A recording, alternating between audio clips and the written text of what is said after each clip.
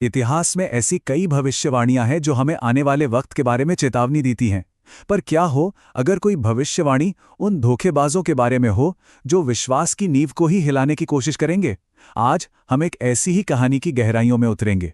देखिए, इस्लामी परंपरा में एक बहुत कह सकते हैं चौंकाने वाली भविष्यवाणी है।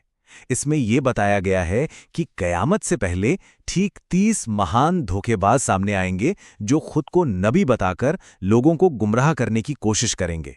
और ये कोई ऐसी वैसी चेतावनी नहीं थी। ये एक सीधी भविष्यवाणी थी जो बताती है कि मुस्लिम समुदाय यानी उम्मत को अपने विश्वास की सबसे बड़ी परीक्षाओं में से एक का सामना करना पड़ेगा।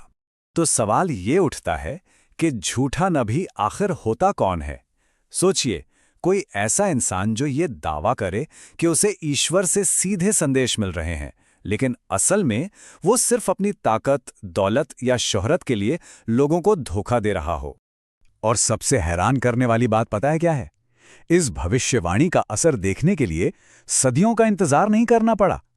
पहले दो सबसे बड़े धोखेबाज तो पैगंबर मोहम्मद के अपने जीवन काल में ही सामने आ गए थे। चलिए उनकी कहानियों को जानते हैं।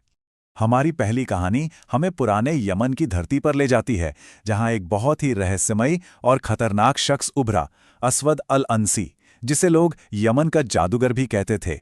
अस्वद ने खुद को नबी घोषित कर दिया और यमन में एक डर का माहौल बना दिया।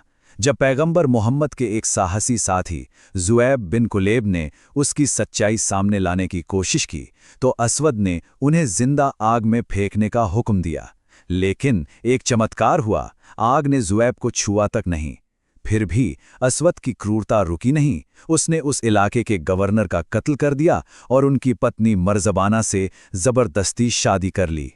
लेकिन अस्वद के जुल्म के खिलाफ अंदर ही अंदर एक बगावत पनप रही थी। पर उसे हराने के लिए उन्हें किसी ऐसे की जरूरत थी जो उसके सबसे करीब पहुंच सके, और वो थी मरज़बाना, वही महिला जिसे उसने कैदी बना रखा था।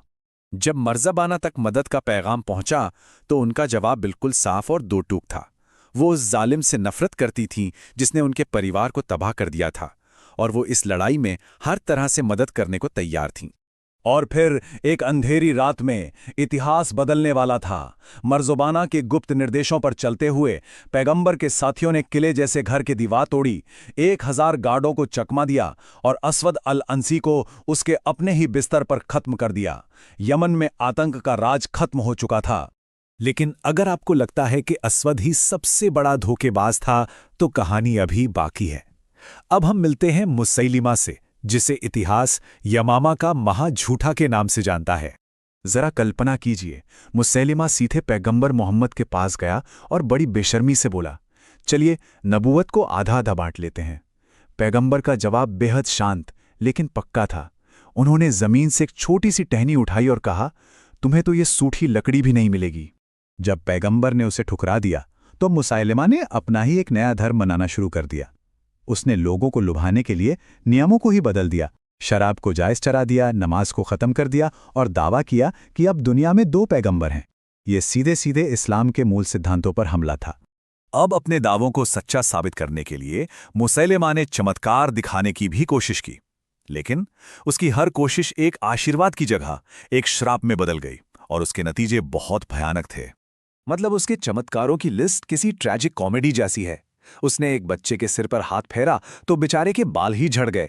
एक सूखे कुएं में पानी लाने के लिए थूका तो जो थोड़ा बहुत पानी बचा था वो भी सूख गया।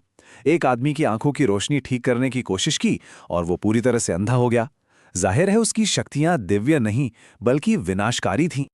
अब मुसैलिमा का असर इतना बढ़ चुका था कि बात हाथ से निकल रही थी।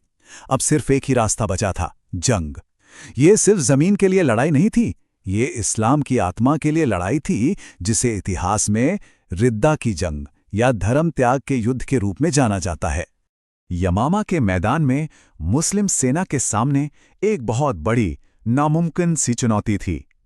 उनके सिर्फ 24,000 सैनिक थे, जबकि मुसैलिमा की फौज में 40,000 लड़ाके थे। वो गिनती में बहुत कम थे, लेकिन उनका विश्वास अटूट था। और इसी जंग के मैदान में प्रायश्चित की एक अविश्वसनीय कहानी सामने आई। वहशी नाम के एक योद्धा ने, जिसने इस्लाम अपनाने से पहले पैगंबर के प्यारे चाचा हमजा का कत्ल किया था, अब इतिहास बदलने वाला था। उसी भाले से जिससे उसने इस्लाम के एक नायक की जान ली थी, उसने अब इस्लाम के सबसे बड़े दुश्मनों में से एक मुसैलिमा को मार गिराया। ये उसके लिए प्रायश्चित का एक बहुत बड़ा पल था। मुसैलिमा तो हार गया, जंग खत्म हो गई, लेकिन इस कहानी का सबसे जरूरी, सबसे अहम हिस्सा तो अब शुरू होने वाला था। एक ऐसा नतीजा जिसके बारे में किसी ने सोचा भी नहीं था।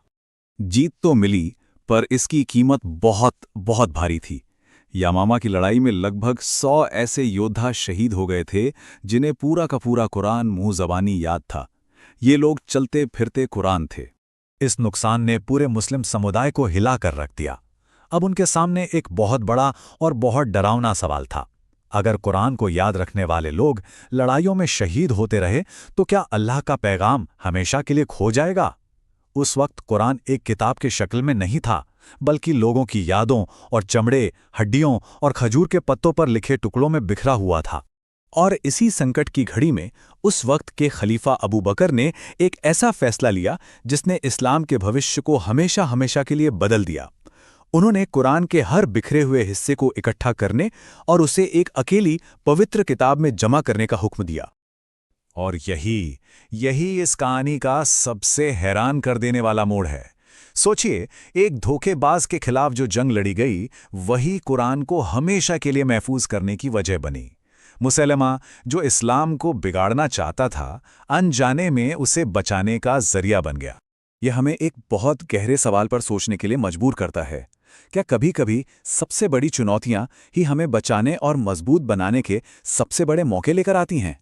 एक धोखेबाज के खिलाफ जो संघर्ष हुआ, उसने अनजाने में ही उस पवित्र ग्रंथ को सुरक्षित कर लिया जिसे वो मिटाना चाहता था।